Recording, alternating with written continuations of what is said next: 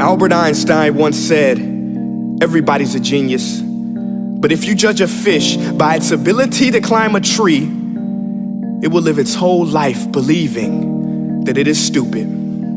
Ladies and gentlemen of the jury, today on trial we have modern day schooling. Glad you could come. Not only does he make fish climb trees, but also makes them climb down and do a 10-mile run. Tell me, school, are you proud of the things you've done? Turning millions of people into robots, do you find that fun? Do you realize how many kids relate to that fish? Swimming upstream in class, never finding their gifts, thinking they are stupid, believing they are useless? Well, the time has come, no more excuses. I call school to the stand and accuse him of killing creativity, individuality, and being intellectually abusive. He's an ancient institution that has outlived his usage. So, Your Honor, this concludes my opening statement, and if I may present the evidence of my case, I will prove it. Proceed. Exhibit A. Here's a modern day phone. Recognize it? Here's a phone from 150 years ago. Big difference, right? Stay with me. Here's a car from today, and here's a car from 150 years ago. Big difference, right? Well, get this. Here's a classroom of today, and here's a class we used 150 years ago. Now, ain't that a shame? In literally more than a century, nothing has changed. Yet you claim to prepare students for the future? But with evidence like that, I must ask, do you prepare students for the future or the past?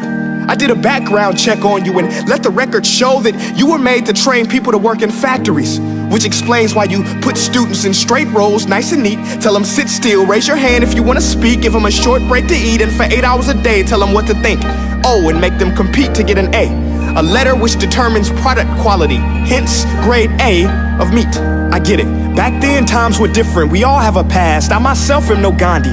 But today, we don't need to make robot zombies. The world has progressed, and now we need people who think creatively, innovatively, critically, independently, with the ability to connect. See, every scientist will tell you that no two brains are the same, and every parent with 2 or more children will confirm that claim.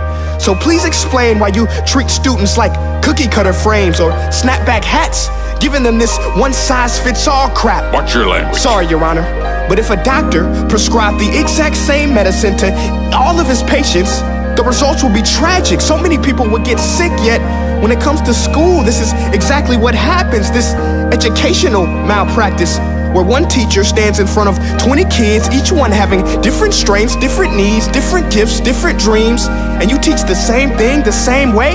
That's horrific.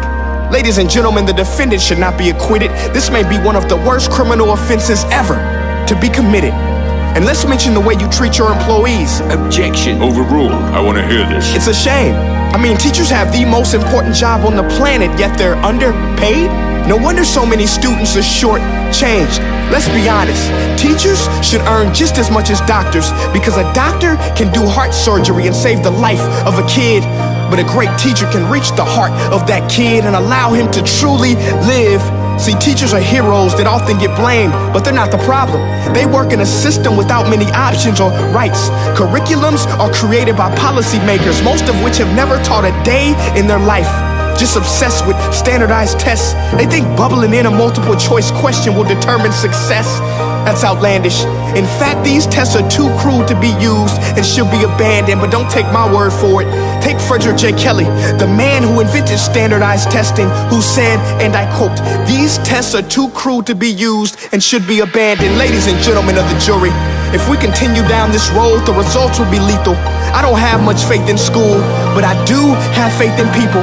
And if we can customize healthcare, cars, and Facebook pages, then it is our duty to do the same for education, to upgrade it, change it, do away with school spirit, because that's useless. Unless we're working to bring the spirit out of each and every student, that should be our task. No more Common Core. Instead, let's reach the core of every heart in every class. Sure, math is important, but no more than art or dance. Let's give every gift an equal chance. I know this sounds like a dream, but countries like Finland are doing impressive things. They have shorter school days. Teachers make a decent wage. Homework is non-existent, and they focus on collaboration instead of competition. But here's the kicker, boys and girls. Their educational system outperforms every other country in the world. Other places like Singapore are succeeding rapidly. Schools like Montessori, programs like Khan Academy. There is no single solution, but let's get moving. Because while students may be 20% of our population, they are 100% of our future. So let's attend to their dreams, and there's no telling what we can achieve. This is a world in which I believe, a world where fish are no longer forced to climb trees. I'll rest my case.